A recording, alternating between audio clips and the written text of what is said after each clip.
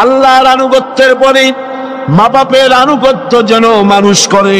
এজন্য আল্লাহ রাব্বুল আলামিন তিনি বলছেন, ওয়াকাদা রাব্বুকা আল্লা তা'বুদু ইল্লা ইয়্যাহু ওয়া বিল ওয়ালিদাইনি ইহসানা। তোমার রবের পক্ষ থেকে এটা ফয়সালা হয়ে গিয়েছে, এটা চূড়ান্তভাবে ফয়সালা হয়েছে যে আমি আল্লাহর পরে, আমি আল্লাহর ইবাদতের পর এহসান করতে হবে, উপকার করতে হবে, ভালোবাসতে হবে, মহব্বত করতে হবে, এহসান করতে হবে মা বাপের। কার সিল্লাতুল কার? মা বাপের আনুগত্য করা, হুকুম মানে আল্লাহ পাক ফরজ করে। আল্লাহ পাক শিখালেন, ইম্মা ইয়াবলুগান্নাল কিবারা আহাদুহুমা আও কিলাহুমা ফালা তাকুল লাহুমা উফফিন ওয়ালা তানহারহুমা ওয়া কুল লাহুমা কাওলান কারীমা। আল্লাহ পাক বলছেন, তাদের মধ্যে একজন অথবা উভয় তোমাদের সম্মুখে যখন বার্ধক্যে পৌঁছে যায়, তাহলে তাদেরকে তাদের সামনে এই শব্দটি পর্যন্ত বলো না, এবং তাদেরকে ভৎসনা করো না, ধমকের স্বরে কথা বলো না, মাথা উঁচু করে ধমকের স্বরে চোখ রাঙায় কথা বলো না, বরং আদবের সাথে সম্মানের সাথে কথা বলো। সুবহানাল্লাহ। মা বাবার সাথে কেমনে কথা বলতে হবে আল্লাহ পাক শিখাই দিচ্ছেন। মা বাবার সঙ্গে কথা বলবা ভদ্রতার সাথে, সম্মানের সাথে, এবং তাদের সাথে দোয়া করতে হবে আল্লাহ রাব্বুল আলামিনের কাছে।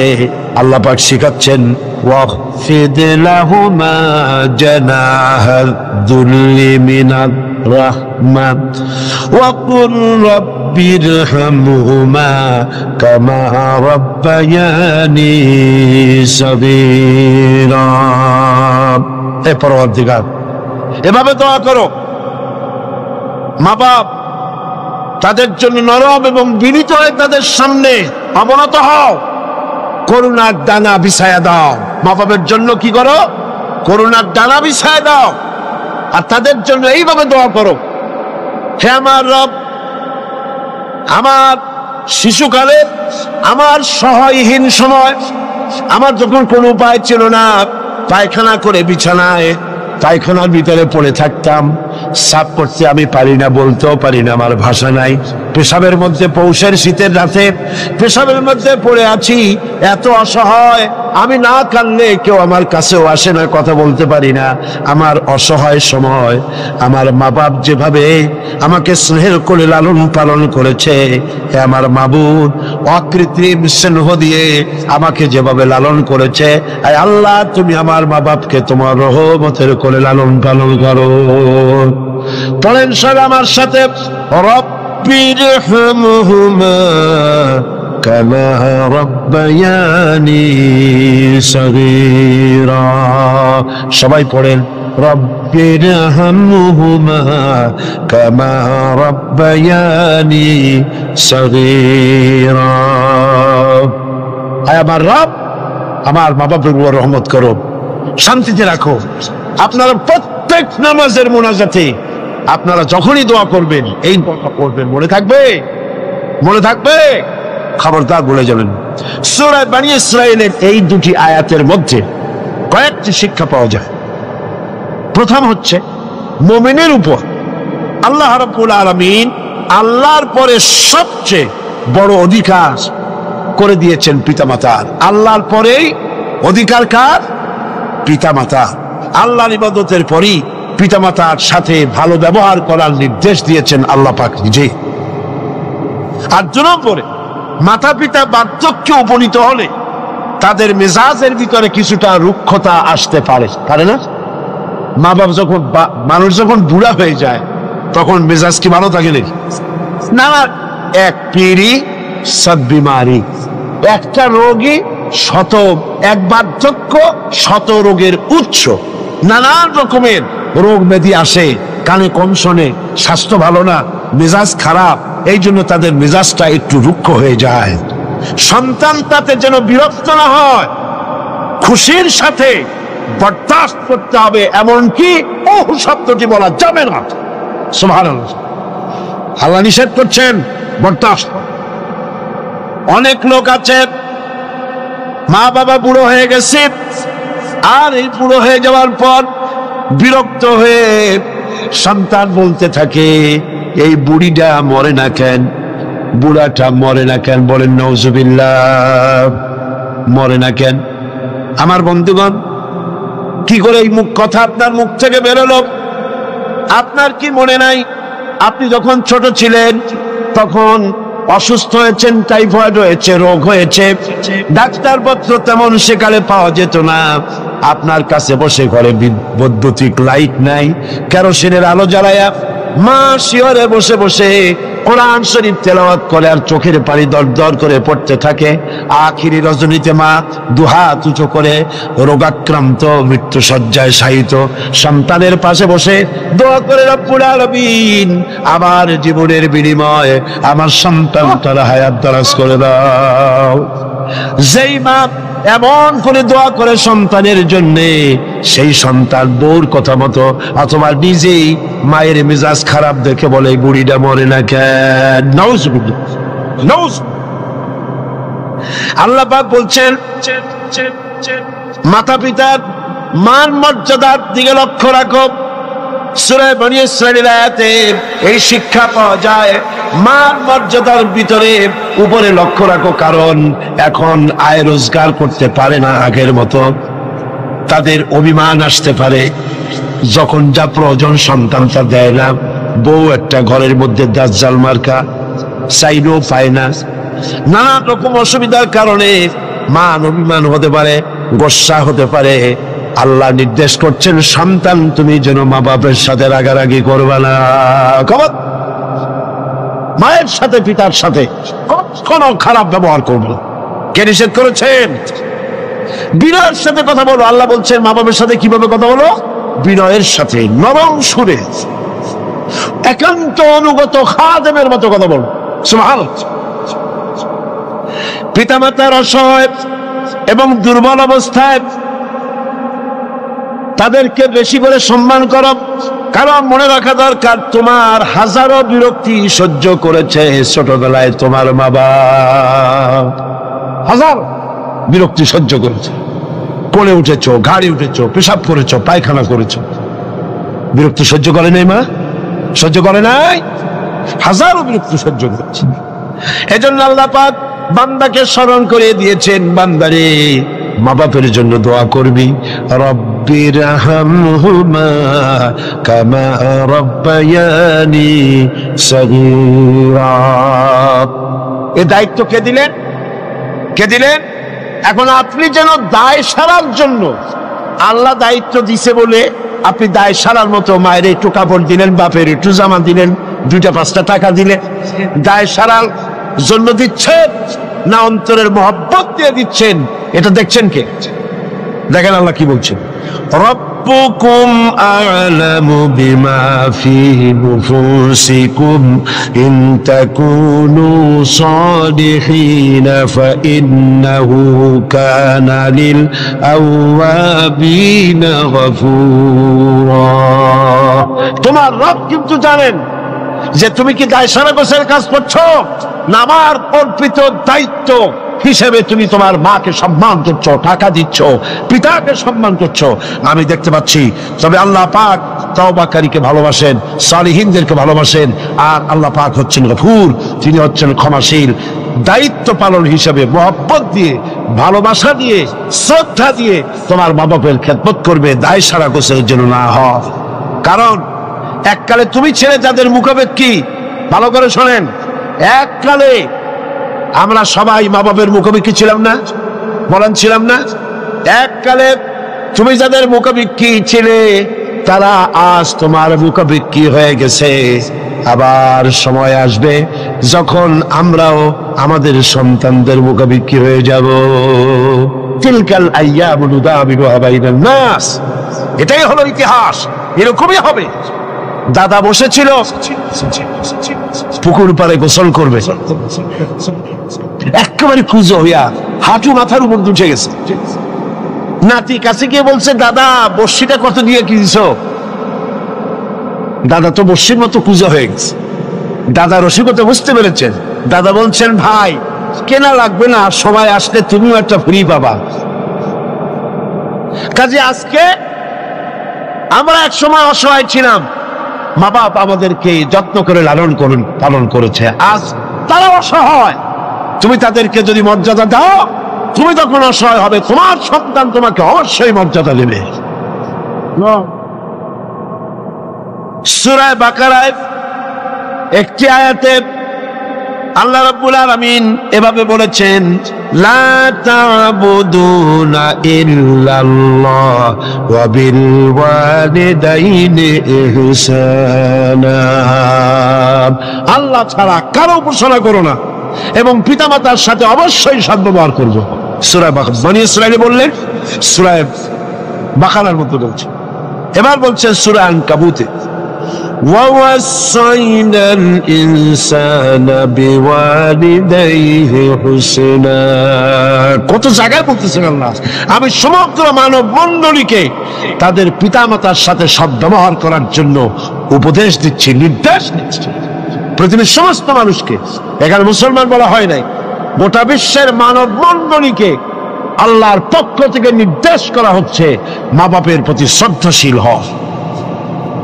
সূরা কাবে বলা হয়েছে, وَوَصَّيْنَا الْإِنسَانَ بِوَالِدَيْهِ إِحْسَانًا حَمَلَتْهُ أُمُّهُ كُرْهًا وَوَضَعَتْهُ كُرْهًا وَحَمْلُهُ وَفِصَالُهُ 30 شهرا। আমি মানব গোষ্ঠীকে নির্দেশ করেছি তোমার পিতামাতার ইহসান করো। তোমার মা তোমাকে গর্ভে ধারণ করেছে অত্যন্ত কষ্টের সাথে, আর ডেলিভারিও করেছে অত্যন্ত কষ্টের সাথে, আর 30টি মাস ধরে নিজের বুকের দুগ্ধ দিয়ে খাওয়াইয়া তোমার মানুষ করছে। খবরদার মা বাবার সঙ্গে নাফরমানি করছে। মায়ের পেটের ভিতরে যখন সন্তান থাকে, পেটের ভিতরে যখন সন্তান থাকে, সন্তান নড়াচড়া করতে থাকে, মা বাবার স্বাভাবিক, মায়ের স্বাভাবিক অবস্থা তখন আর থাকে না। লক্ষ্য করেন, মায়ের স্বাভাবিক অবস্থা থাকে না, ক্ষুধা কম হয়ে যায়, খেতে পারে না, মাথা ঘুরাতে থাকে, শরীরের ভিতরে একটা অস্বাভাবিক অবস্থা বিরাজ করে, তার মাসিক অসুখটা বন্ধ হয়ে যায়। আল্লাহ রাব্বুল আলামিন তাকে খাওয়াবার জন্য, পেটের ভিতরে সন্তান বড় হচ্ছে, এই সন্তান খাবে কি, সেজন্য আল্লাহ রাব্বুল আলামিন মায়ের নাভির সঙ্গে আর সন্তানের নাভির সঙ্গে একটা তার লাগায় দিয়া মায়ের মাসিক রক্তগুলি, এগুলি সন্তানের শরীরের ভিতরে সন্তানের শরীরকে দিয়ে আল্লাহ পাক বড় বানায় দেন। আর মা তখন দুর্বল হতে থাকে। এই সময় মাকে সবচাইতে বেশি ভালো খাবার দেওয়া উচিত। আমার দেশে মানুষেরা বোঝে না, পৃথিবীতে অপুষ্টিজনিত রোগে সবচাইতে ভোগে পৃথিবীর মধ্যে নারী মেয়ে লোকেরা। সবচাইতে অপুষ্টিজনিত রোগে কারা ভোগে? মেয়ে লোকেরা। সেদিকে আপনাদের লক্ষ্য রাখা দরকার। আপনার সন্তান ধারণ করেছে, আপনার বংশকে রক্ষা করার দায়িত্ব পালন করছে স্ত্রী। তার সন্তান, তার পেটে যখন সন্তান এসেছে, তখন তাকে ভিটামিন খেতে দিতে হবে, ক্যালসিয়াম খেতে দিতে হবে, দুধ খেতে দিতে হবে, মাছ খেতে দিতে হবে, শাক খেতে দিতে হবে, গোশত খেতে দিতে হবে, ভালো ভালো খাবার তাকে দিতে হবে। এটা দেওয়া দায়িত্ব আপনি। তার রক্তগুলি সব সন্তানের মধ্যে চলে যাচ্ছে। এখন দেখুন আল্লাহ রাব্বুল আলামিন কি করছেন, রক্তগুলি নাভির ভিতর থেকে, পাইপের মধ্য থেকে শরীরের মধ্যে আল্লাহ দিয়ে দিচ্ছেন। মুখের মধ্যে দিয়ে আল্লাহ খাওয়ার নাই, মুখটাকে আল্লাহ পাক পবিত্র রেখে দিলেন, যাতে করে দুনিয়া আসার পরে বান্দা যেন ওই পবিত্র মুখ দিয়ে আল্লাহ রাব্বুল আলামিনের নামের জিকির করতে পারে। দুনিয়া যখন আসলো, সন্তান যখন দুনিয়া আসলো, লাইনটা কেটে গেল, কয়টা লাইন ছিল? বুঝেন না কথা? মার পেটের মধ্যে লাইন ছিল কয়টা খাবারে? একটা লাইন ছিল। যখন দুনিয়া আসলো সঙ্গে সঙ্গে লাইনটা কেটে দেওয়া হলো। দাত্রীতে কাটুক, নার্সে কাটুক, ডাক্তারে কাটুক, লাইনটা তাহলে কেটে দেওয়া হলো। খাবারের লাইন ছিল, লাইন কাটা। এখন কি খাবে? দেখুন আল্লাহ রাব্বুল আলামিনের কুদরত কত। মায়ের খেদমত কেন করবেন? পেটের মধ্যে বসে তার রক্ত খেয়েছেন, তার রক্ত দিয়ে আপনার শরীর বড় হয়েছে। আর দুনিয়া আসার পর যখন একটা লাইন কেটে দেওয়া হলো, লাইন একটা কেটে গেল, আল্লাহ পাক বুকের মধ্য দিয়া মায়ের বাচ্চার মুখের মধ্যে ডবল লাইন চালু করে দিলেন। ডবল লাইন চালু করে দিয়েছেন, দুধ এসে গিয়েছে। এই দুধ সৃষ্টি করেছেন কে? সন্তান ক্ষুধা লাগলে বলে চাইতে পারে না, বলতে পারে না। আল্লাহ রাব্বুল আলামিন মায়ের কলিজার ভিতরে এমন আকর্ষণ দিয়েছেন সন্তানের প্রতি। সন্তান যখনই ক্ষুধা লাগে, সন্তান কাঁদতে থাকে, আর কান্নার আওয়াজে মায়ের কলিজার ভিতরে অসহ্য বেদনা শুরু হয়ে যায়, সন্তানের প্রতি আকর্ষণ সৃষ্টি হয়ে যায়। যত কাজ থাকুক না কেন সব ফেলে দিয়ে মা দৌড়ে গিয়ে কলিজার টুকরা সন্তানকে বুকের সাথে জড়াইয়া ধরে। এজন্য বাচ্চা যখন গর্ভে থাকে, আল্লাহ নবী বলেছেন, আল মারআতু ইযা হামিলাত কানা লাহা আজরুস সাইমিল কায়েম আল মুখবিতিল মুজাহিদ ফি সাবিলিল্লাহ। আল্লাহ পাকের নবী বলেন, মায়ের পেটে যখন সন্তান থাকে, এই সন্তান পেটে থাকার কারণে রাতের বেলা যে ঘুমাতে পারে না ঠিক মতো, সারা রাত দাঁড়ায় দাঁড়ায় ইবাদত করলে যত সওয়াব হইতো, আল্লাহ পাক মায়ের আমলনামায় সেই সওয়াব লিখে দেন। মা যে খেতে পারে না ঠিক মতো খেতে পারে না, এই জন্য 10টি মাস রোজা রাখতে পারে যে সওয়াব হতো মায়ের আমলনামায়, আল্লাহর নবী বলেন রোজার সওয়াব আল্লাহ পাক তার আমলনামায় লিখে দেন। সে যে কষ্ট বরদাস্ত করে, এই কষ্ট বরদাস্ত করার জন্য পেটে ধারণের কষ্ট আর ডেলিভারির কষ্ট বরদাস্ত করার কারণে পুরুষেরা জিহাদ করে যে সওয়াব পাবে, মা সন্তান পেটে ধরে ডেলিভারি করে সন্তান মানুষ করে সেই জিহাদের সওয়াব পাইয়া যাবে। জোরে বলেন সুবহানাল্লাহ। আমার বন্ধুগণ, এসব আল্লাহ পাক মানুষকে দান করেছেন।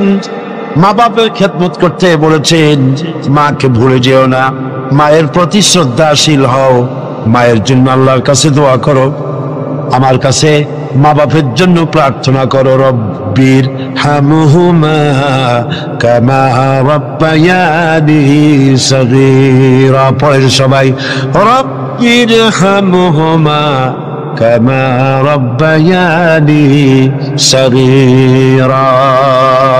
আয় আল্লাহ, আমার মা বাপ যেমন স্নেহের করে আমাকে লালন পালন করেছে, তুমিও আমার মা বাপকে তোমার রহমতের করে লালন পালন করো।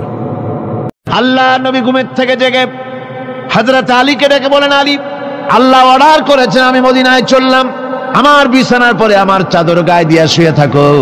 হযরত আলী বলেন, আল্লাহর হাবিব, আপনার চাদর গায়ে দিয়ে ঘুমিয়ে থাকবো, সকালবেলায় কাফির বেঈমানেরা আপনার বিছানার পরে আপনার চাদর গায়ে দেওয়া অবস্থায় আমি আলীকে তারা মোহাম্মদ মনে করবে, আর আমি আলীকে নবী মনে করে তারা তাদের তরবারি দিয়া কেটে কেটে টুকরা টুকরা করে আমারে বিদায় করে দেবে দুনিয়া থেকে। এতটুকুনো পরোয়া করি না, বরং আমার দিলের মধ্যে এটাই তৃপ্তি থাকবে যে আমি আলীর জীবনের বিনিময় আল্লাহর হাবিব দুনিয়ায় বেঁচে আছেন। নবীজি ঘরের থেকে বেরোলেন, চতুর্দিকে কাফেররা দাঁড়ানো। আল্লাহ নবী হাতে এক মুষ্টি বালু হাতে নিয়ে শাহ হাতের বজু পড়ে 3 বার দম করে বালুগুলো ছেড়ে দিলেন। বালিগুলি ঘরের চতুর্দিকে কাফেরদের চোখে চলে গেল। পরবর্তী সময় রব্বুল আলামিন ডেকে বলেন, নবীরে, বালি যখন নিক্ষেপ আপনি করেছিলেন ধুলাগুলি, আপনি তো শুধু নিক্ষেপ করেছিলেন, কিন্তু চতুর্দিকে কাফেরদের চোখে গেল কেমনে? একদিকে মেরেছিলেন, সেই দিকেই তো যাওয়ার কথা ছিল, চতুর্দিকের কাফেরের চোখে চোখে সেগুলো পৌঁছে গেল কেমনে? ওয়া মা রামাইতা ইদ রামাইতা ওয়ালাকিন্নাল্লাহা রামা। আপনি নিক্ষেপ করেন নাই, যখন আপনি নিক্ষেপ করেছিলেন আপনি তো শুধু বালুকণা ছেড়েছেন, আর ওই বালুকণাগুলি ঘরের চতুর্দিকে সব কাফেরদের চোখে পৌঁছবার দায়িত্ব আমার কুদরত গ্রহণ করেছিল। আমার ভাইয়েরা, নবীজি বিপদে, এতগুলি শত্রু তরবারি নিয়ে তিনি বিপদে ধৈর্যহারা হন নাই। আস্তে করে ঘরের থেকে বেরিয়ে হযরত আবু বকরের বাড়িতে গিয়ে হাজির। দরজায় গিয়ে আওয়াজ দিলেন আবু বকর। অমনি দরজা খুলে গেল। লাব্বাইক ওয়া সাদাইক। হুজুর বলেন, আবু বকর রে, একটা ডাকে কেমনে সাড়া দিলে? তুমি কি ঘুমাইছিলে না? হযরত আবু বকর বলেন, হুজুর আপনি বলেছেন আমাকে নিয়ে হিজরত করবেন, আমি মনে মনে চিন্তা করেছি না জানি কত রাত্রে নবীজি আসেন, উঠতে যদি আমার দেরি হয়ে যায়, নবীজি যদি দরজার কাছে দাঁড়ায় দাঁড়ায় আমারে ডাকাডাকি করে আর আমি যদি ঘুমায় থাকি, তাহলে আল্লাহর নবীর সঙ্গে বেয়াদবি হয়ে যাবে। এই মনে করে বিছানায় না ঘুমাইয়া আপনার গলার আওয়াজ শোনার জন্য এই দরজার সঙ্গে পিঠ লাগাইয়া লাগাইয়া দাঁড়াইয়া ঘুমাচ্ছিলাম। আল্লাহর নবী হযরত আবু বকরকে সঙ্গে করে নিয়ে চললেন মদিনার দিকে। উল্টা পথে রওনা করলেন। বারবার কাবা শরীফের দিকে তাকাতে লাগলেন। বুখারী শরীফে এসেছে, নবীজি বারবার কাবার দিকে তাকিয়ে বলতেছেন, রে কাবা, বড় আশা ছিল তোর কাছে থাকবো, তোর খেদমত করব, কিন্তু তোর নিষ্ঠুর সন্তানেরা তোর কাছে আমারে থাকতে দিল না রে। আল্লাহ নবী মিসফালা দিয়ে জাবালে কেদোয়ার উপর দিয়ে চলে গেলেন জাবালে সুরে। গুহার কাছে যখন গিয়েছেন, ফজর রক্ত হয়ে গেল। হযরত আবু বকর রাদিয়াল্লাহু তাআলা আনহু বলছেন, হুজুর আর উপায় নাই, দিন হয়ে গেল, এখন বুঝি ধরা পড়ে যাব। ওই গুহার মধ্যে গিয়ে আশ্রয় নেই। তবে আপনি দাঁড়ান, গুহার ভিতরেই পাহাড়িয়া গুহা, বিচ্ছু থাকতে পারে, সাপ থাকতে পারে, আমি আগে ঢুকি। যদি কোনো হিংস্র প্রাণী থাকে আমার উপর দিয়ে আঘাত হয়ে যাক, আল্লাহর নবী হেফাজতে থাকুক। হযরত আবু বকর রাদিয়াল্লাহু তাআলা আনহু গুহার ভিতরে নামলেন। নেমে গুহা সাফ করে হুজুরকে ডাকলেন। হুজুর তাশরীফ ফরমালেন গুহার মধ্যে। হুজুর বলেন, আবু বকর হেঁটে হেঁটে কষ্ট হয়ে গেছে, তুমি বসো, তোমার উরুর উপরে মাথা রেখে আমি একটু ঘুমায়ে যাই। আল্লাহর হাবিব ঘুমায় গেলেন। হযরত আবু বকর লক্ষ্য করে দেখেন চতুর্দিকে অনেকগুলি গর্ত দেখা যায়। এই গর্ত থেকে সাপ আসতে পারে, বিচ্ছু আসতে পারে মনে করে নিজের গায়ের চাদর ছিঁড়ে ছিঁড়ে গর্তগুলি বন্ধ করা শুরু করে দিলেন। কয়েকটা গর্ত বন্ধ করার মতো চাদর আর নাই, পাও দিয়ে চেপে ধরলেন। এক পাহাড়িয়া বিষধর সাপ বেরোবার জন্য চেষ্টা করে বেরোবার পথ খুঁজে নেই পেয়ে হযরত আবু বকরের পায়ের উপরে দংশন করেছে। বিষের যন্ত্রণায় হযরত আবু বকরের চোখ থেকে পানি দরদর করে পড়ছে। রাসূলুল্লাহর ঘুম ভেঙে গেল। আল্লাহর নবী তাকিয়ে বলেন, আবু বকর চোখে পানি কেন? বাড়ির কথা বুঝি মনে পড়ে গেছে? হযরত আবু বকর বলেন, ইয়া রাসূলুল্লাহ, আল্লাহর নামে কসম করে বলি, যেই দিন আমি ঈমান এনেছি ওই দিন থেকে আমার মা বাপ, আমার কোলে আমার সন্তান, আমার স্ত্রী, আমার জায়গা জমি ঘর বাড়ি, এমনকি আমার নিজের আত্মার চাইতে হুজুর আপনারে ভালোবাসি বেশি। তাহলে কাঁদো কেন? হযরত আবু বকর বলেন, হুজুর বাড়ির জন্য কাঁদি না, ছেলেপেলের জন্য কাঁদি না, সাপে দংশন করেছে, যন্ত্রণায় কাঁদতেছি। আল্লাহ নবী সঙ্গে সঙ্গে মুখ থেকে থুতু বার করে যন্ত্রণার জায়গায় লাগাই দিলেন। সঙ্গে সঙ্গে যন্ত্রণা বন্ধ হয়ে গেল। হুজুর বললেন, আবু বকর প্রথম যখন তোমার এই আঘাত করেছিল সাপে, আমাকে কেন তাড়াতাড়ি বলো নাই? এতক্ষণ তো তোমার কষ্ট হতো না। হযরত আবু বকর বলেন, ইয়া রাসূলুল্লাহ, ওটা তো সাপে কাটার যন্ত্রণা, ওই যন্ত্রণায় আমার রক্ত জ্বলতেছে, যন্ত্রণায় যন্ত্রণায় আমার কলেজাটা যদি ফেটেও যেত। আল্লাহর হাবিব আরাম ফরমাচ্ছিলেন, আমি তাকে আরামে বিঘ্ন ঘটাতে পারতাম না। আমার ভাইয়েরা, হযরতে আবু বকর হযরতে রাসূল দুজন বসে আছেন। এমনি সময় কাফের বেঈমানেরা খুঁজতে খুঁজতে জায়গা মতো এসে গেছে। একজনে বলে ভিতরে আছে, আর একজনে বলে নাই। পায়ের যদি থাকবে তাহলে মাকড়সায় জাল বুনালো কি করে, পাখি ডিম পেড়ে বসে আছে কি করে, তাদের সন্দেহ হতে লাগলো। এর মধ্যে না একজন বলে আছে আর একজন বলে নাই। হযরত আবু বকর ভয়ের চোটে কেঁদে ফেলেছেন, হুজুর আর উপায় নাই। এই যে অবস্থা, এই অবস্থার ভিতরে, এই অবস্থার ভেতরেও আল্লাহ নবী এতটুকু ঘাবড়ে যান নাই। শত্রুরা তরবারি নিয়ে এসেছে, সুযোগ পেলেই একটু তাকালেই দেখতে পাবে, তুলে মেরে ফেলে দেবে। আল্লাহর হাবিব মোটেই ধৈর্য হারালেন না, এতটুকুন হতাশ হলেন না। আল্লাহ পাকের হাবিব তার সাথীকে কি বললেন? তখন কোরআনে কারীম সূরা তওবার মধ্যে আল্লাহ তা উদ্ধৃত করেছেন মুমিনদের জন্য, ইযহুমা ফিল গার ইয ইয়াকুলু লিসাহিবিহি লা তাহজান ইন্নাল্লাহা মা'ানা। ও আমার সাথী, ও বন্ধু, ভয় করো না, চিন্তা করো না, আমরা মাইনরিটি নই, আমরাই মেজরিটি। তার কারণ আল্লাহ আমাদের সাথে আছেন। সুবহানাল্লাহ বিহামদিহি, আল্লাহ আমাদের সাথে আছে। আর বন্ধুগণ, কোরআনে কারীমে রব্বুল আলামিন বলেন, فأنزل الله سكينته عليه وأيده بجنود لم تروها। আল্লাহ পাক তার মনের মধ্যে গভীর প্রশান্তি এবং স্বস্তি দান করলেন, আর এমন সৈন্য দিয়ে সাহায্য করলেন যে সৈন্যদেরকে তোমরা দেখতে পাও না। এভাবে করে রব্বুল আলামিন মুমিনদের বিপদে আপদে মুসিবতে সব সময় আল্লাহ পাক মুসলমানদেরকে সাহায্য করেছেন। জোরে বলেন সুবহানাল্লাহ। মুমিনদের সাহায্যকারী আল্লাহ। তাই ইসলামী আন্দোলনের সাথে যারা আছে, যারা কর্মী, যারা নেতা, যারা মুমিন, যারা ঈমানদার, মেঘের মতো প্রচন্ড কালো মেঘ হয়ে চতুর্দিক থেকে অন্ধকারের মতো সে এসেছে বিপদ, কোনো বিপদ না। আল্লাহ পাক সাহায্যকারী। কে সাহায্যকারী? জোরে বলেন, সাহায্যকারী কে? আল্লাহ সুবহানাহু ওয়া তাআলা, তিনি সাহায্যকারী, ভয় নাই। আল্লাহ পাকের উপর ঈমান আনলে পরে কলিজার ভিতরে দুর্জয় সাহসের সৃষ্টি হয়ে যায়, কোনো ভয় অন্তঃকরণে তার থাকে না। আল্লাহ পাক সাহায্য করেন। আর আল্লাহর উপরে ঈমান আনলে পরে রব্বুল আলামিন বলেছেন, ইয়া আইয়ুহাল্লাযীনা আমানু হাল আদুল্লুকুম আলা তিজারাতিন তুনজিকুম মিন আযাবিন আলীম। এমন একটা ব্যবসার কথা কি বলবো না যে ব্যবসায় তোমাদেরকে জাহান্নামের আযাব থেকে বাঁচায় দেবে। তার প্রথম কাজই হলো আল্লাহর প্রতি ঈমান আনা। ঈমান আনলে পরে এই সমস্ত গুণ তৈরি হয়ে যায়। আর ঈমানে সবচাইতে উপকৃত হয় সমাজের লোকেরা, রাষ্ট্রের লোকেরা, পরিবারের লোকেরা, দেশের মানুষ উপকৃত হয় মুমিনদের দিয়ে ঈমানের কারণে। তার কারণ হলো একজন মুমিন, একজন ব্যক্তি যখন ঈমানদার হয়, মুমিন হয়ে যায়, আল্লাহর প্রতি যখন প্রগাঢ় বিশ্বাস তার এসে যায়, তখন সেই ব্যক্তি নৈতিকতার মান তার বেড়ে যায়। জোরে বলেন সুবহানাল্লাহ। নৈতিক চরিত্রের উপরে সে প্রতিষ্ঠিত হয়, সে মিথ্যা বলতে সাহস পায় না। মুমিন ব্যক্তি মিথ্যা বলতে সাহস পায় না। কেন পায় না?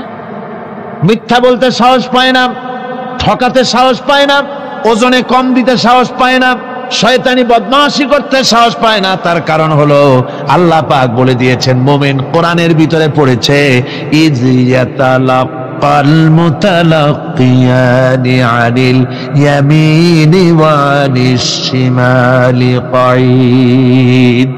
দুজন নিয়ন্ত্রণকারী ফেরেশতা তোমার ডানে এবং বামে বসে বসে তোমাকে নিয়ন্ত্রণ করছে। কোথায় যাও, কি করো, এই ফেরেশতারা বসে বসে সব দেখতেছে।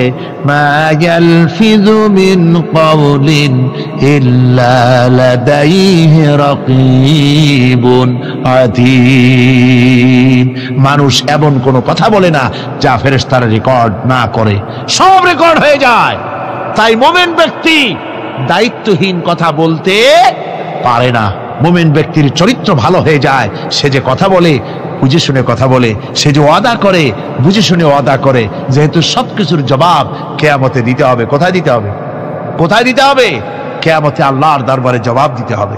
মহান আল্লাহ রাব্বুল আলামিন বলেছেন, ওয়ালাকাদ খালাকনাল ইনসানা ওয়া না'লামু মা তুওয়াসবিসু বিহি নাফসু। মানুষ সৃষ্টি করেছি আমি, তার অন্তঃকরণের ভিতরে ওয়াসওয়াসা কি হয় আমি জানি। এই জন্য মুমিনেরা মনের ভিতরে কোনো খারাপ কল্পনাও করতে পারে না। খারাপ কল্পনা করলেও তার হিসাব দেওয়া লাগবে আল্লাহর কাছে। কার কাছে? ওয়াইন তুবদু মিন আনফুসিকুম আও তুখফুহু ইউহাসিবুকুম বিহিল্লাহ। আল্লাহ বলেন, মনের মধ্যে যেসব কল্পনা করো তা প্রকাশ করো আর গোপন রাখো, ওইটার হিসাব নেব আমি আল্লাহ পাক। কিয়ামতের দিন আমার কাছে হিসাব দিতে হবে। বন্ধুগণ, এই জন্য মুমিন যারা, মুমিনদের চরিত্র প্রতিষ্ঠিত হয়, মুমিনদের ধারণা থাকে যেখানেই যাই না কেন যেখানেই বসি না কেন সেখানেই আল্লাহ, আল্লাহ ছাড়া কোনো জায়গা নাই। আছে নাকি? আছে। আল্লাহ পাক বলেন, মা ইয়াকুনু মিন নাজওয়া সালাসাতিন ইল্লা হুয়া রাবিউহুম। তোমরা যেখানে তিনজন মিলে পরামর্শ করো, মনে রেখো তিনজন নও, ওখানে চতুর্থ সত্তা আমি রব্বুল আলামিন তোমাদের কাছে আছি। সব শুনি আর দেখি, পাঁচজন যেখানে হও সেখানে আমি ষষ্ঠ। এর থেকে যদি কম হও, এর থেকে যদি বেশিও হও, বান্দারে তুমি আছো যেখানে আমি আল্লাহ আছি সেখানে। উপায় নাই, সব জায়গায় আমি দেখতে পাচ্ছি। শুধু তাই নয়, রাত্রিবেলায় মানুষেরা গোপনে পরামর্শ করে না? করে কিনা?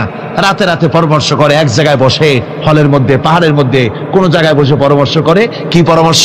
ইসলামী আন্দোলনের লোকদের মারবে, কোথায় তাদের ধরবে, কোথায় তাদের অত্যাচার করবে, এই সমস্ত পরামর্শ করে। আল্লাহ পাক বলছেন, শুনুন, আল্লাহ রাব্বুল আলামিন বলেন, ওয়া হুয়া মাআহুম ইয ইউবাইয়িতুনা মা লা ইয়ারদা মিনাল কাউল ওয়া কানা আল্লাহু বিমা তা'য়ামালুনা মুহীতা।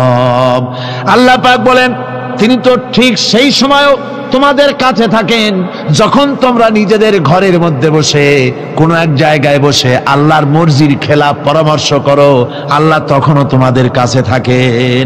আল্লাহর ইহাতা থেকে, আল্লাহর কর্তৃত্ব থেকে বেরিয়ে যাওয়ার কোনো উপায় নাই। সুতরাং গোপনে বলেন, প্রকাশ্যে বলেন, যেভাবেই যা কিছু করা হোক না কেন, আল্লাহর কাছে আমাদের সমস্ত অপরাধগুলি ধরা হয়ে যায়। আর এটাই হচ্ছে ইমানের সীমা পরিসীমা। তিলকা হুদুদাল্লাহ ফালা তা'তাদুহা। তিলকা হুদুদুল্লাহ, এটাই হচ্ছে আল্লাহর সীমানা। ইমানের এই সীমারেখা বজায় রেখে, ইমানের উপরে মজবুত করে কোনো ব্যক্তি, পরিবার, সমাজ, রাষ্ট্র যদি তৈরি হয়, তাহলে সেই সমাজই শান্তি আসে, সেই সমাজই আরাম আসে, সেই রাষ্ট্র শান্তিপূর্ণ হয়, সেখানে দিন কায়েম হয়, মানুষ সুখ সমৃদ্ধি খুঁজে পায়। সুতরাং আমরা আজকে আলোচনা করলাম ইমানের কোয়ালিটি। কি আলোচনা করলাম? ইমানের কোয়ালিটি। এই কোয়ালিটি দিয়ে যেন আল্লাহ আমাদেরকে ভরপুর করে দেন। জোরে বলেন আমিন। আরো জোরে বলেন আমিন।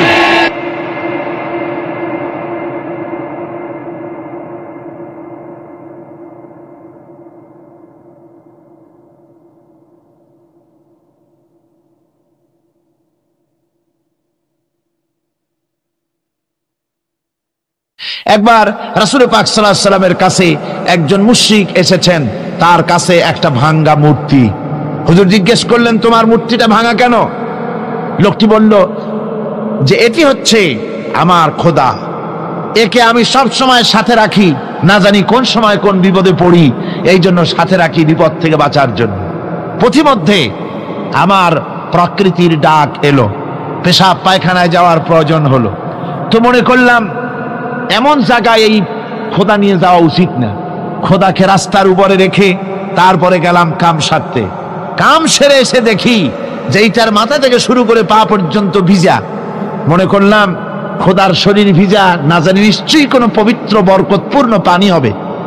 তো এই বরকতপূর্ণ পানি আমি নিজে একটু টেস্ট করলাম, জিহ্বা দিয়া চাটলাম, খাইলাম, দেখলাম যে কেমন কেমন গন্ধ আসে, আর কি একটা টক টক জাতীয় বিশ্রী রকমের। তো মনে করলাম পবিত্র পানি এরকমের গন্ধ হবে কেন? এদিক ওদিক তাকালাম, তাকিয়ে দেখি দূরে একটা কুকুর দাঁড়ানো, তার নিচের থেকে পানি টপকাচ্ছে। তখন ভাবলাম যে আসলে কোন বরকতের পানি এটা। আমি তখন রাগ করে এইটা ঠ্যাং ধরে আছাড় মারলাম যে তুই কি খোদা না তুই একটা হুদা? তুই তো নিজেরই ঠেকাতে পারিস না বিপদ থেকে, তো আমারে ঠেকাবি কি করে? হাদিস শরীফ এসছে, রাসূল পাক সাল্লাল্লাহু আলাইহি সাল্লাম তখন হেসে দিয়েছিলেন। সে হাসিতে হুজুরের দন্ত মোবারক বিকশিত হয়েছিল, শরীর মোবারক কেঁপে উঠেছিল। হুজুর জিজ্ঞেস করলেন, আমার কাছে কি বক্তব্য এসেছো? লোকটি বলছে, হুজুর আমার কাছে আজকে এইসব জিনিসের ব্যর্থতা, অসারতা ধরা পড়েছে, আমি তাওহীদের আশ্রয় নিতে এসেছি। আল্লাহর নবী বললেন, পড়ো লা ইলাহা ইল্লাল্লাহু মুহাম্মাদুর রাসূলুল্লাহ। মুমিন ব্যক্তি আত্মমর্যাদার সৃষ্টি হয় তার কলিজার মধ্যে, আত্মসম্ভ্রম, আত্মসম্মান। সে কারো কাছে মাথা নত করবে না। তার কারণ সে জানে আমি যার গোলাম, তিনি হচ্ছেন সকল ক্ষমতার উৎস। সকল ক্ষমতার উৎস কে? চিল্লায় বলতে হবে, সকল ক্ষমতার উৎস কে? কিন্তু আমার দেশের পার্লামেন্ট, আমার দেশের সংসদ, এই সংসদে নেতা নেত্রীরা সেখানে বসে বলেন সকল ক্ষমতার উৎস, সকল শক্তির উৎস জনগণ। বলেন এরকম, সকল ক্ষমতার উৎস জনগণ। এই ধরনের কথা বলা শিরক, বিশ্বাস করাও শিরক। জনগণের ক্ষমতা কোথায়? জনগণ শুধু ভোটের ক্ষমতা রাখে, ক্ষমতা দেওয়ার মালিক আর ক্ষমতা ছিনায় নেওয়ার মালিক জোরে বলেন কে? জনগণই যদি ক্ষমতার মালিক হয়, তাহলে 9 বছরের রাজার 10 বছরের সাজা হয় কেমনে? জনগণ ক্ষমতার মালিক নয়, এটি একটি মিথ্যে কথা। এই কথাটি শিরক। কোন মুসলমানের কথা বিশ্বাস করা উচিত নয়। কথা বুঝতে পেরেছেন? কোন মুসলমানের বিশ্বাস করা উচিত নয়। আল্লাহ পাক পরিষ্কার বলেছেন, আন্নাল কুওয়াতা লিল্লাহি জামিআ, সমস্ত ক্ষমতার উৎস কেবলমাত্র আল্লাহ সুবহানাহু ওয়া তাআলা। কিন্তু বেকুবরা বোঝে না, জনগণকে খুশি করার জন্য, তাদের ভোট যেন বারবার পাওয়া যায়, এই জন্য বলে সমস্ত ক্ষমতার উৎস জনগণ। বেকুবেরা, পাগলেরা বুঝে না, সেই জন্যই তারা এই কথাগুলি বলে। কয়েকটি কথা আমাদের দেশে চালু আছে যে কথাগুলি শুনলে খুবই খারাপ লাগে। একটা হচ্ছে সকল ক্ষমতার উৎস জনগণ, এটি মারাত্মক শিরকপূর্ণ কথা। আরেকটি কথা, যখন রেডিও টিভিতে বলা হয় যে কুতুবদিয়া, হাতিয়া সন্দ্বীপ, কক্সবাজার উপকূলীয় এলাকায় থেকে 280 মাইল স্পিডে বাতাস প্রবাহিত হবে, 30 ফিট উঁচু হয়ে জলোচ্ছ্বাস হবে, গ্রেট ডেঞ্জার সিগন্যাল নাম্বার 10 দেখাবার জন্য বলা হলো। সাথে সাথে তারপরেই রেডিও টিভি থেকে, সরকারি যন্ত্র থেকে সরকারের লোকেরা বলতে থাকেন, এই বিরাট তুফান, জলোচ্ছ্বাস এবং ঘূর্ণিঝড়ের মোকাবেলা করার জন্য সেনাবাহিনী প্রস্তুত করে রাখা হয়েছে। কি বেকুবি! 30 ফুট জলোচ্ছ্বাস হবে, সেনাবাহিনী করবে কি? বন্দুক নিয়ে দাঁড়ায় থাকবে? মোকাবেলা করবা? প্রচন্ড বাতাসের মোকাবেলা করবা তুমি সলিমুদ্দি? হ্যাঁ, বরং বলা যেতে পারে ঘূর্ণিঝড় এবং জলোচ্ছ্বাসের পরে যে দুর্যোগ সৃষ্টি হবে তড়িৎ গতিতে, আমরা সেই দুর্যোগকে, মানুষকে ঠেকাবার জন্য আমরা প্রাণ চেষ্টা চালাবো, আমাদের সব মেশিনারি সেজন্য প্রস্তুত আছে, এটা বলা যেতে পারে। কিন্তু ঝড়ের মোকাবেলা করব, মারাত্মক কথা, মারাত্মক কথা। আবার আরেকটি কথা খুবই মারাত্মক, এগুলো পত্র পত্রিকায় দেখি, অমুক দলের অমুক নেতা হসপিটালে মৃত্যুর সঙ্গে পাঞ্জা লড়তেছে। আজীব তামাশা! মৃত্যু কি তোমার মাইকেল টাইসন? মৃত্যু কি তোমার মোহাম্মদ আলী ক্লে যে পাঞ্জা লড়বা? মৃত্যুর সাথে পাঞ্জা লড়তে পারে এমন ক্ষমতা পৃথিবীর কারো আছে? সুতরাং এগুলো জাহালাতের কথা, মূর্খতার কথা। মৃত্যু যন্ত্রণায় ভুগছে এটা বলা যায়, মৃত্যু যন্ত্রণায় কষ্ট পাচ্ছে বলা যায়, মৃত্যুর সাথে পাঞ্জা লড়ছে, সলিমুদ্দিন সাহস তো কম না। আমার ভাইয়েরা, সুতরাং সমস্ত ক্ষমতার উৎস কেবলমাত্র আল্লাহ সুবহানাহু ওয়া তাআলা। যাকে খুশি ক্ষমতায় দেন, যাকে খুশি ক্ষমতা থেকে নামায় দেন। এত বড় প্রচন্ড ক্ষমতার মালিক তিনি। রাতকে দিন বানান, দিনকে রাত বানিয়ে দেন, সাগরকে নগর করেন, নগরকে সাগরে পরিণত করে দেন, আমিরকে ফকির করেন, ফকিরকে আমির বানায় দেন, রাস্তার মানুষ ধরে নিয়ে, অপরিচিত লোক একজন ধরে নিয়ে রাষ্ট্রের মালিক বানায় দেন, প্রেসিডেন্ট বানায় দেন। আবার সম্মানের ফুলের মালা দিয়া গলা থেকে শুরু করে পা পর্যন্ত ফুলের মালা দিয়া ভরে দেন। নাফরমানি যখন বাড়তে থাকে, এত বড় ক্ষমতার মালিক আমার আল্লাহ রব্বুল আলামিন ফুলের মালাগুলি বাদ দিয়ে ফুলের মালার পরিবর্তে জুতার মালা গলায় পরাইয়া ফাঁসির মঞ্চে ঝুলাইয়া দেন। পারেন কিনা? প্রচন্ড ক্ষমতার মালিক তিনি। তিনি যদি কারো ক্ষমতা ছিনিয়ে নিবেন, এটা যদি সিদ্ধান্ত হয়, পৃথিবীর মানুষ তাকে ক্ষমতার উপরে রাখতে পারে? আর আল্লাহ যদি কাউকে ক্ষমতা দিতে চান, সেই ক্ষমতা থেকে তাকে মাহরুম কেউ করতে পারেন। সমস্ত ক্ষমতার একমাত্র মালিক হচ্ছেন কে? আল্লাহ সুবহানাহু ওয়া তাআলা। মানুষেরা বোঝে না, তাই আত্মম্ভরিতা ক্ষমতার মোহে কি করবে দিশা করতে পারে না। এই জন্য যারা মুমিন হবে তাদের এই চিন্তা মনের মধ্যে থাকবে, আত্মমর্যাদা আসবে, কারো সামনে হাত পাতবে না, হাত পাতবে তো আল্লাহ সুবহানাহু ওয়া তাআলার কাছে, কাউকে ভয়ও করবে না। আত্মমর্যাদার কারণে সে তার রিজিক সম্পর্কেও নৃশংস হয়ে যাবে, অর্থাৎ রিস্ক সম্পর্কেও তার পরোয়া থাকবে না, যে হক কথা যদি বলি তাহলে যদি আমার চাকরি না থাকে। আছেন এরকম লোক? হক কথা যদি বলি, চাকরি যদি না থাকে, দাওয়াত যদি আর না হয়, গুলি খেয়ে যদি মরি, এই চিন্তাও মুমিনের লোকের মধ্যে থাকে না, যেহেতু তার আত্মমর্যাদা এসেছে। রিস্কের মালিক মসজিদের মুতাল্লি নয়। অনেক ইমাম আছে মসজিদে, হক কথা বলতে সাহস পায় না। আছে না? চট্টগ্রামে না থাকতে পারে, বিভিন্ন জেলায় আছে, হক কথা বলার সাহস পায় না। মনে করে রিস্কের মালিক মুতাল্লি অথবা সেক্রেটারি। আর দুর্ভাগ্যজনক সত্য, বাংলাদেশের অধিকাংশ মসজিদের মুতাল্লি আর সেক্রেটারি এমন লোক যারা ধর্মনিরপেক্ষতাবাদে বিশ্বাসী, যারা ইসলামের রাজনীতিতে বিশ্বাস করে না। এ ধরনের বহু লোক মসজিদের সেক্রেটারি, মেম্বার, মুতাল্লি হয়ে বসে আছে, আর মসজিদের ইমামদেরকে হক কথা বলতে দেয় না। আছে না? ইমাম সাহেবরা, আমি কিন্তু পাইকারি কথা বলছি না, আলহামদুলিল্লাহ যোগ্যতা সম্পন্ন ইমাম আছেন যারা কথা বলেন। আবার কিছু লোক আছে যারা ভয় পান, আমি তাদের উদ্দেশ্যে বলছি, কোরআনে কারীম বলছে রিস্কের মালিক হচ্ছেন আল্লাহ সুবহানাহু ওয়া তাআলা। তোমার রিস্কের পরোয়াটা কিসের? ইন্নাল্লাহা হুয়ার রাজ্জাকু যুল কুওয়াতিল মাতিন। রিস্কের মালিক তো আল্লাহ পাক, তার হাতেই সমস্ত রিস্ক। রিস্ক কার হাতে? বাংলাদেশ পৃথিবীর দ্বিতীয় বৃহত্তম মুসলিম দেশ, এই দেশে বসে মসজিদে কথা বলতে ভয় পায়। মুসলমানেরা মসজিদে বসে কথা বলতে ভয় পায়। কিন্তু ভারতের দিকে তাকান, ভারতের দিল্লির জুমা মসজিদের ইমাম আব্দুল্লাহ বুখারী, লোকটার জন্য দোয়া এসেই যায় দিল থেকে। যখন কলকাতার হাইকোর্টে কোরআনে কারীমকে ব্যান করে দেওয়ার জন্য মামলা দায়ের করা হলো, দিল্লির জুমা মসজিদের ইমাম বক্তৃতা করলেন। সেই বক্তৃতার ক্যাসেট আমার কাছে পৌঁছানো হয়েছিল। আমি বক্তৃতা যখন শুনছিলাম, আমার মনে হচ্ছিল যেন তার মুখ থেকে আগুন বর্ষণ হচ্ছে।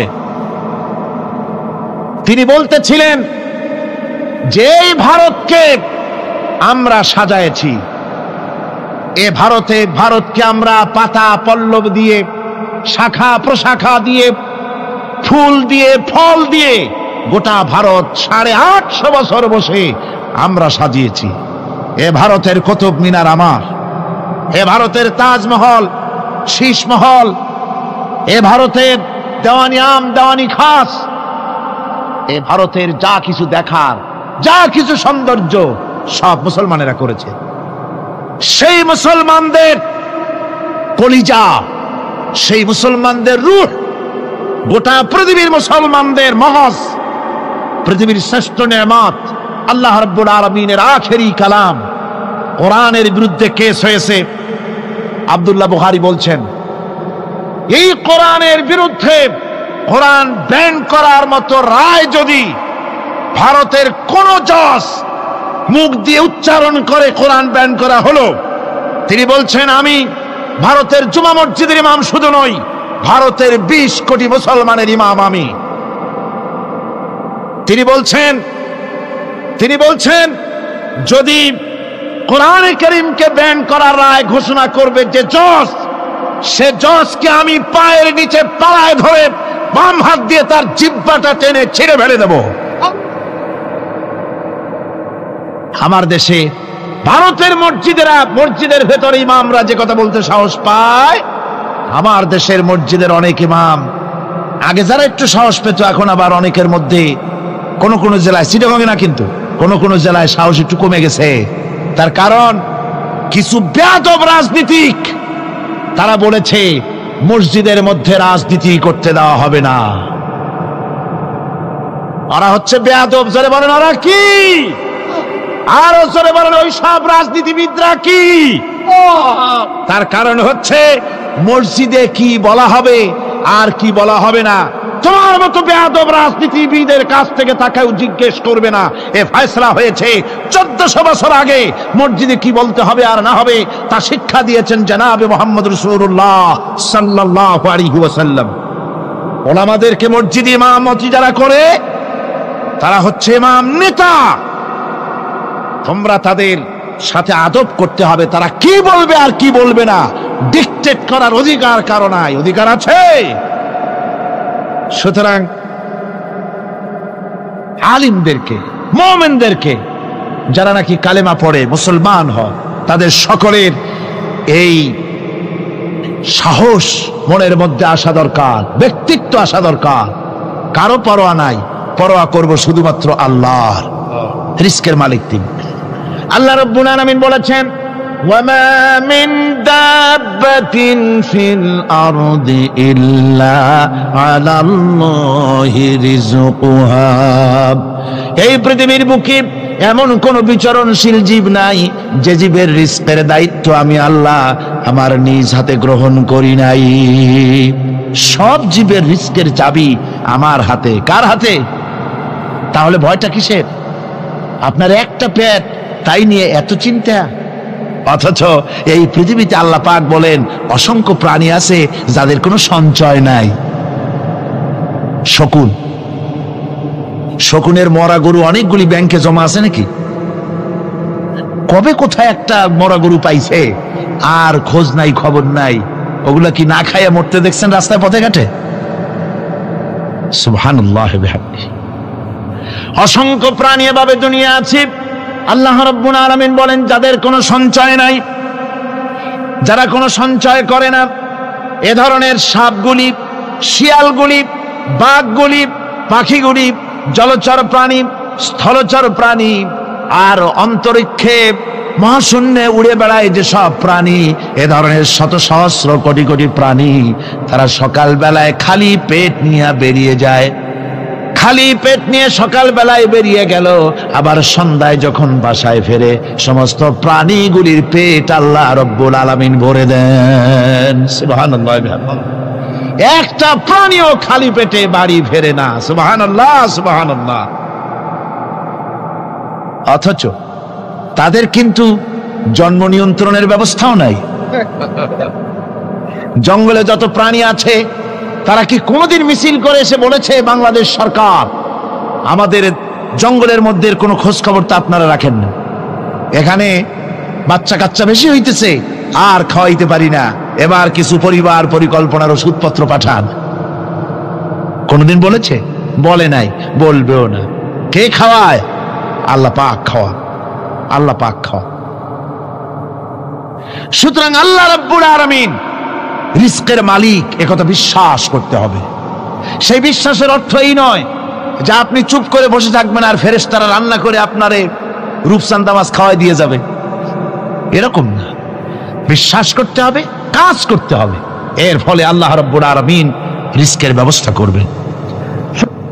ঈমান আনার পর প্রথম যে কোয়ালিটিটা হবে সেই কোয়ালিটি হচ্ছে পার্সোনালিটি, আত্মসম্ভ্রম, আত্মমর্যাদা। দুনিয়ায় কারো সামনে মাথা সে নত করবে না, মাথা নত করবে কেবলমাত্র আল্লাহর কাছে। সে বিশ্বাস করবে খাইরিহি ওয়া শাররিহি মিনাল্লাহি তাআলা, ভালো মন্দ সব কার কাছ থেকে হয়? আল্লাহর কাছ থেকে হয়। সে কিছুতেই বিশ্বাস করবে না যে কোনো মাজারের কাছে গেলে, কবরের কাছে গেলে আমার তকদির পাল্টে যাবে। কোনো মুমিন তা বিশ্বাস করবে না। কথা বুঝতে পেরেছেন? ভালো করার মন্দ করার সবটা মালিক আল্লাহ সুবহানাহু ওয়া তাআলা।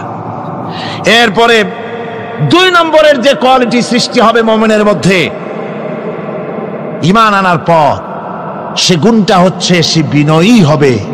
বিনয়, বিনম্রতা তার এক বৈশিষ্ট্য হবে।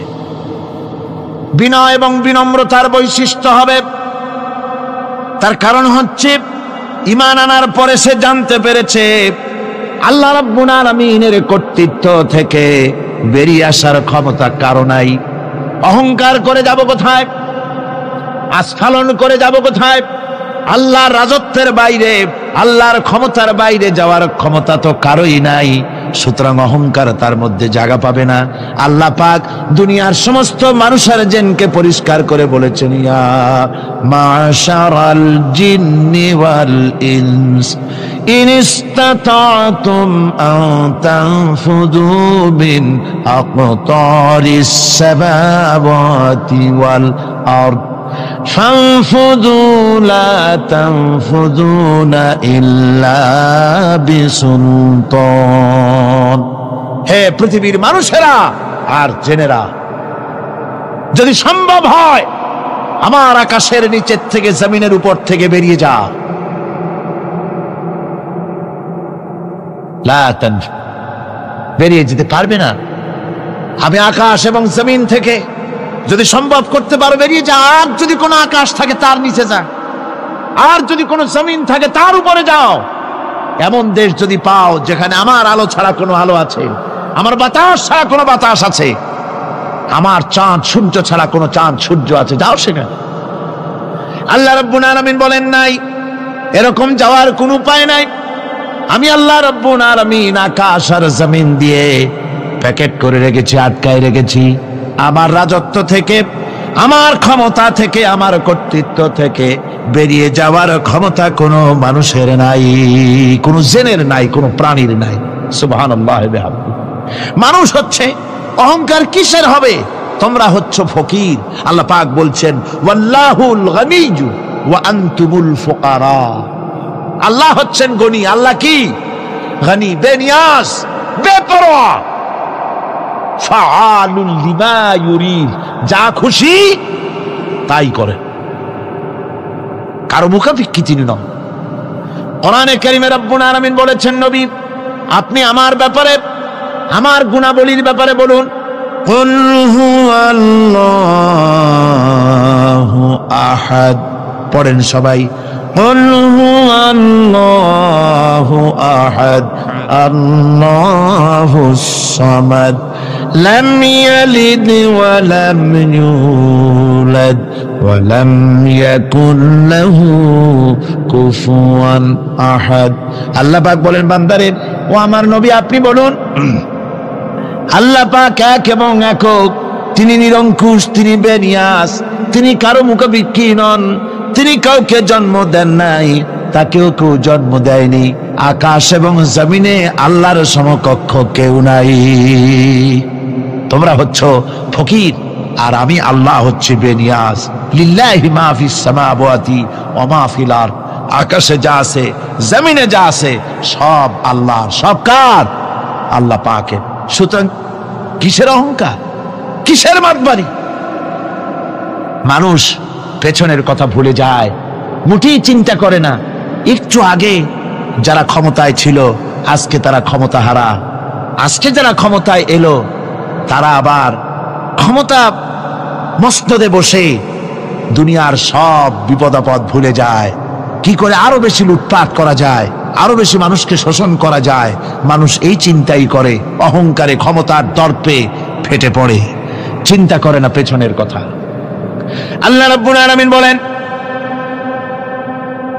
যারা নাকি মুমিন বান্দাদের বিনয় এবং বিনম্রতা তাদের মধ্যে সৃষ্টি হয়ে যাবে, তার কারণ হলো আল্লাহ পাক বলেছেন, ওয়ালা তামশি ফিল আরদি মারহান ইন্নাকা লান তাখরিকাল আরদা ওয়া লান তাবলুগাল জিবালা তুলা।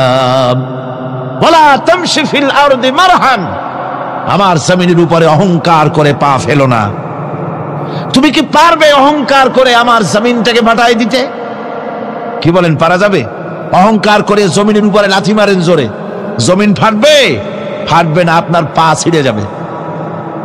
আপনি কি পারবেন অহংকার করে পাহাড়ের উচ্চতা লাফ দিয়ে ছাড়াই যেতে পারবেন? তাও পারবেন না। সুতরাং আল্লাহ পাকের উপরে ঈমান আনলে পরে তাদের মাথা এভাবে নত হয়ে যায়, অহংকার তাদের মধ্যে জায়গা পায় না। অহংকার কিসের অহংকার তোমার? মানুষ তার জন্মের কথা, কোরআনে কারীম বলে মানুষ কি তার জন্মের কথা স্মরণ করে না? তোমার তো এমন অবস্থা ছিল, দুনিয়ায় উল্লেখযোগ্য বিষয়বস্তু হিসাবে তুমি পরিগণিত ছিলে না। তুমি হচ্ছ, তোমার জন্মের উৎস কথা হচ্ছে এক ফোঁটা নাপাক পানি, এমন নাপাক পানি যা শরীর থেকে নির্গত হলে পরে গোসল করা ওয়াজিব হয়ে যায়। এমন এক ফোঁটা নাপাক পানি যার জন্মের উৎস, তার আবার অহংকার কিসের? পৃথিবীতে অহংকার যারাই করলো আল্লাহ পাক তাদেরকে ভালো করে দেখায় দিলেন। নমরুদকে দেখায়ছেন, ফেরাউনকে দেখায়ছেন, যুগের ছোট ছোট নমরুদ ফেরাউন যেখানে যেখানে খুদে খুদে ফেরাউন হয়েছে আল্লাহ সকলকেই দেখিয়ে দিয়েছেন, দেন নাই? দেখিয়ে দিয়েছেন। সুতরাং মাথা নিচু করে চলতে হবে, বিদ্যার বড়াই করা চলবে না। কত লেখাপড়া করেছো তুমি? এমএ পাস করেছো, তাতে কি হয়েছে? সবে মাত্র বর্ণবোধ পড়েছো, জ্ঞানের রাজ্যে পা ঢুকিয়েছো, এখনো কিছু শেখনি। টাইটেল পাস করেছো, তো কি হয়েছে? কদ্দুর শিখেছো? নিউটনের মতো মানুষ মৃত্যুর সময় বললেন, জ্ঞান সমুদ্রের বেলাভূমিতে দাঁড়িয়ে সামান্য বালু কণা নিয়ে নাড়াচাড়া করলাম, অথই সমুদ্রের কিছুই দেখতে পারলাম না। শেখ সাদী রহমতুল্লাহ আলাইহি ইন্তেকালের সময় বলেছেন, মালুম শোধ কি হিচ মালুম না শোধ। সারা জীবন সাধনা করে বুঝিলাম ইহা, যে কিছুই বুঝিলাম না। এগুলি হচ্ছে জ্ঞানীদের কথা। আর কোন রকম ইউনিভার্সিটির বারান্দা দিয়ে 3-4 দিন হাঁটছে, কয় যে সব বুঝি। কি বুঝছো? কয় দেয়ার ইজ নো গড, স্রষ্টা বলতে কেউ নেই। পাগল কি আর গাছে ধরে মিয়া? সুতরাং বিদ্যার বড়াই চলবে না, স্বাস্থ্যের বড়াই চলবে না, অর্থের বড়াই চলবে না। অর্থের বড়াই করবে, কত অর্থ তোমার হয়েছে? আল্লাহ যদি ইচ্ছে করেন ব্রেনের মধ্যে, মগজের মধ্যে এমন টিউমার করে দিবেন, মগজের মধ্যে এমন ক্যান্সার করে দেবেন, হার্টের ভিতরে এমন ক্যান্সার লাগায় দিবেন, 14 গোষ্ঠী বিক্রি করলে ঔষধের পয়সা হবে না। পারবে কিনা আল্লাহ কন? জোরে বলবেন পারবেন কিনা? এমন বহুত অসুখ আছে ডাক্তাররা বোঝেই না ঔষধ দেবে কি। হযরত ইউনূস আলাইহিস সালাম মাছে তারে গিলে ফেলে দিল, হতাশায় তিনি হার্ট ফেল করেন নাই। মাছের পেটের মধ্যে যদি কেউ চলে যায়, বেরিয়ে যাওয়ার জন্য কোনো ব্যাকডোর আছে নাকি কন? পালাবার কোন রাস্তা আছে?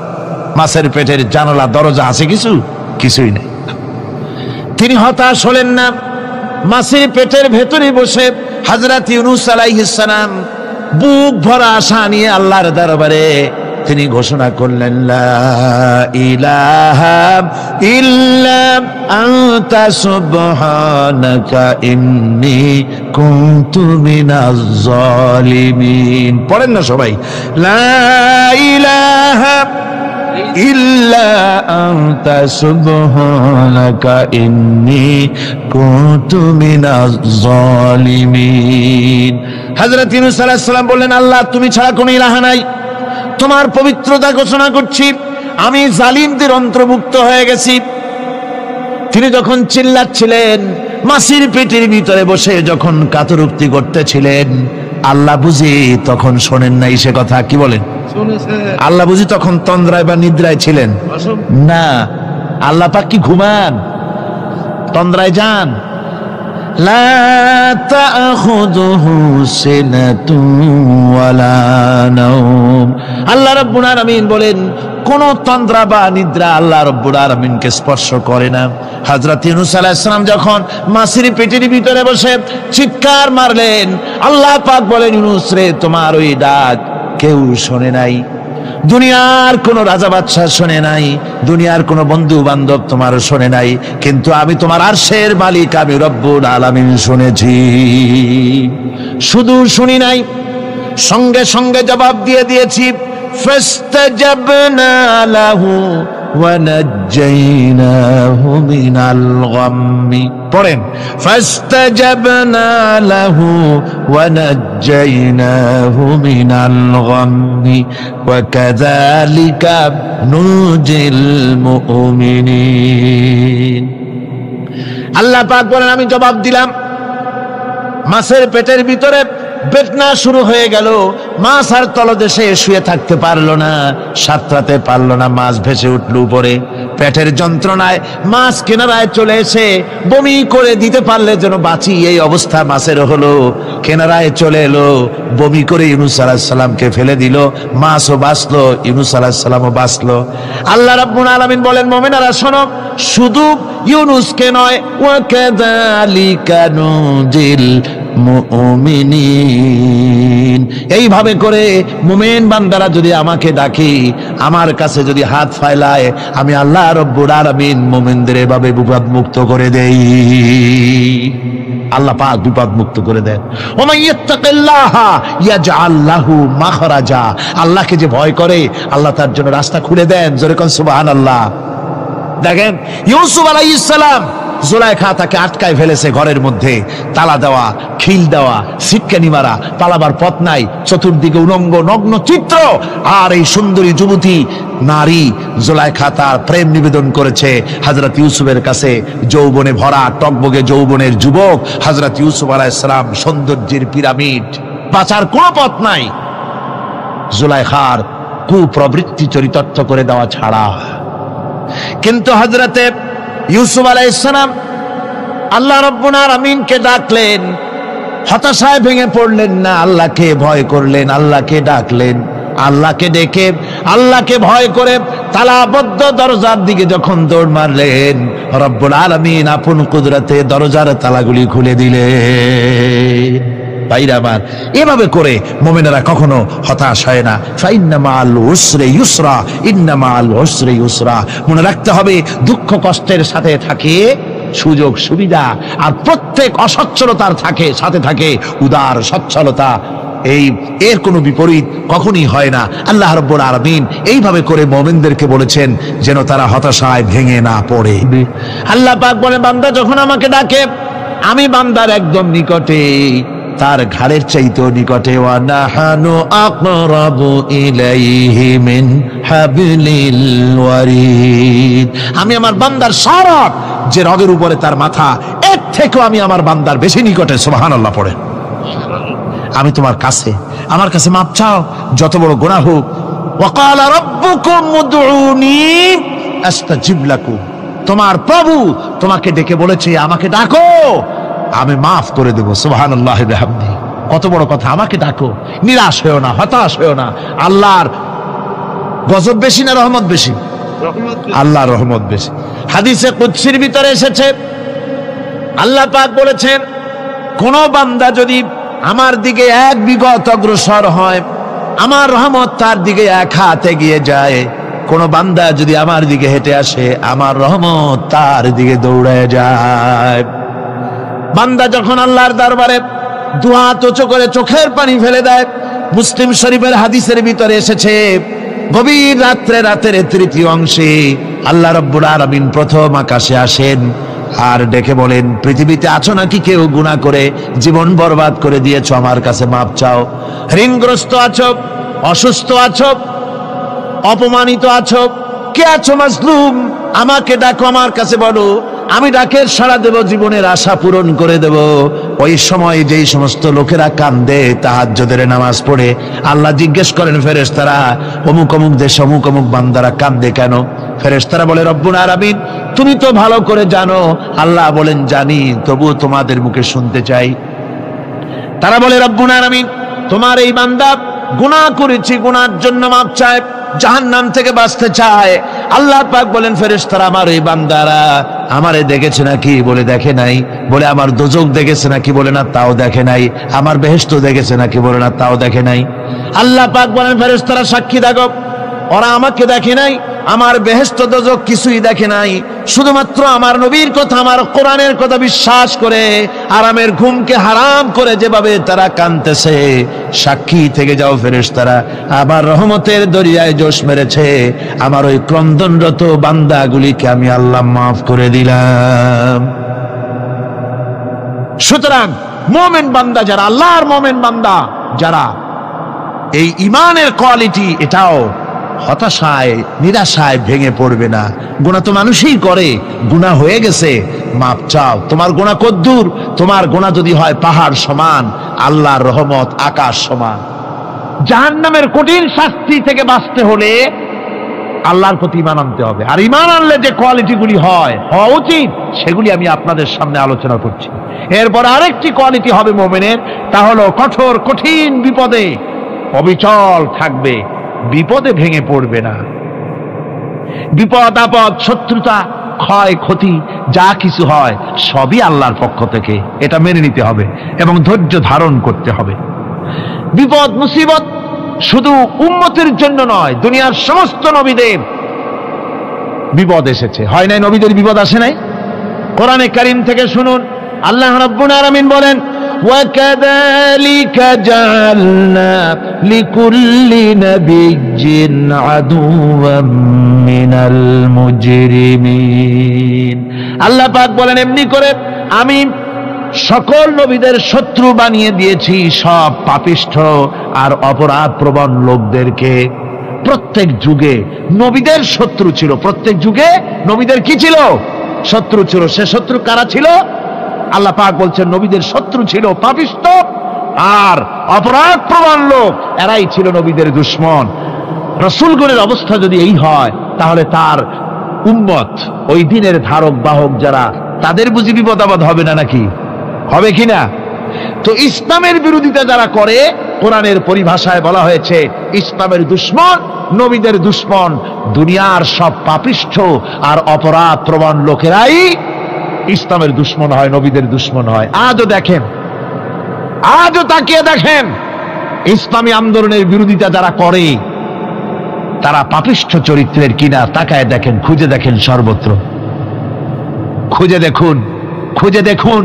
যারা ইসলামী আন্দোলনের বিরোধিতা করে, যারা ইসলামকে মিটিয়ে দেওয়ার চেষ্টা করতেছে, যারা ইসলামকে মৌলবাদ বলে, ইসলামকে সাম্প্রদায়িক বলে, কোরআনে কারীমের কথা কত স্পষ্ট যে নবীদের দুশমন হয়, ইসলামের দুশমন হয় মুজরিম লোকেরা, অপরাধ প্রবণ আর পাপিষ্ঠ লোকেরা। আজও আমরা দেখতে পাই এই শ্রেণীর লোকেরা পাপিষ্ঠ এবং সবচাইতে সমাজের নিকৃষ্ট ধরনের চরিত্রহীন লোক। নামাজ নাই। আপনি খুঁজে দেখেন ইসলামী আন্দোলনের বিরোধিতা যারা করছে, যারা নেতৃত্ব দিচ্ছে, নামাজ নাই, রোজা নাই, চরিত্র নাই, হজ নাই, যাকাত নাই, মদ, জুয়া, জেনা, ব্যভিচার ইত্যাদিতে লিপ্ত। চেহারা দেখলে ছেলেপেলেরা 2 গ্লাস পানি খায় ভর চোটে। কথা ঠিক কিনা কর? এই হলো অবস্থা। মারে কেন? মুমিনদেরকে, পয়গম্বরদেরকে, সাহাবীদেরকে এবং ঈমানদারদেরকে মারে কেন?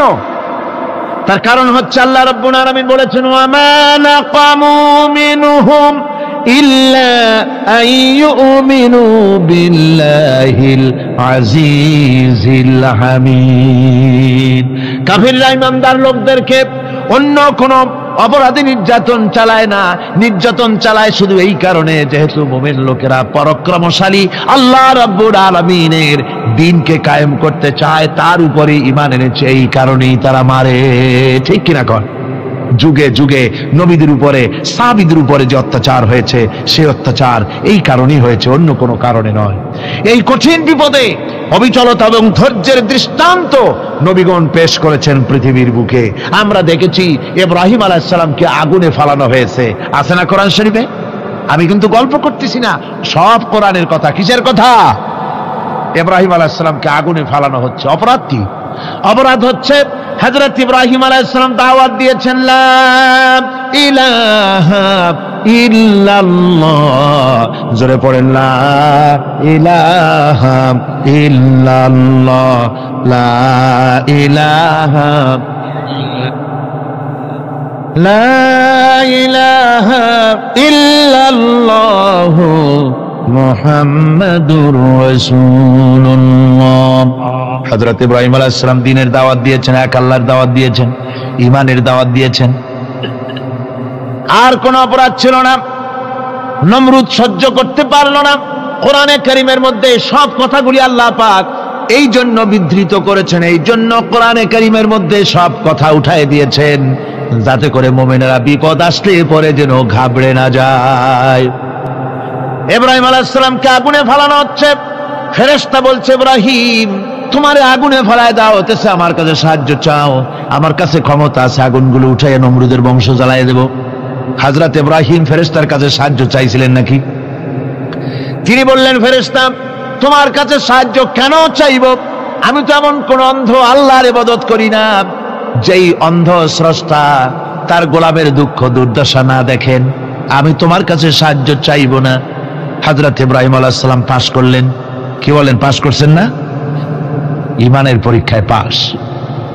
আগুনের মধ্যে হযরত ইব্রাহিমকে যখন ফেলানো হচ্ছে, রব্বুল আলামিন আগুনের প্রতি নোটিশ করে দিলেন, ইয়া নারু কুনি বারদাও ওয়া সালামান আলা ইব্রাহিম। আগুন আমার ইব্রাহিমের জন্য শান্তিদায়ক, ঠান্ডা হয়ে যা। এখন কি আর আগুনের বাপের ক্ষমতা আছে ইব্রাহিমের পোড়ানো? আর ক্ষমতা নাই। আমার বন্ধুগণ, ইব্রাহিম আগুনের ভিতরে আরামে বসা আছেন, আর ওদিকে নমরুদ বসে বসে দেখতেছে দূর থেকে। ইব্রাহিম তো জ্বলে না, গায়ের মধ্যে আগুন জ্বলে গেল। ডাক দিয়া কয়, আগুন তোর হলো কি? কেন জ্বালাইতে পারিস না আমার দুশ্মন রে? হলোটা কি তোর? তোর কি জ্বালানো শক্তি বন্ধ হয়ে গেল নাকি? আগুনের ভিতর থেকে জবাব এলো, নমরুদ রে, আমার ভিতরে জ্বালানো শক্তি আছে কি নাই যদি প্রমাণ করতে চাও, টেস্ট করতে চাও, তুই নিজে আয়, তোরে শুদ্ধ তামাম দুনিয়া জ্বালাই দিতে পারি, ইব্রাহিমের এক গাছা পশমও জ্বালাইতে পারি না। তার কারণ হচ্ছে আমি হচ্ছি মাখলুক, আল্লাহ হচ্ছেন খালিক। আল্লাহ আমাকে বলেছেন না জ্বালাতে, তুমি 1000 বার বললেও আমি ইব্রাহিমকে জ্বালাইতে পারবো না।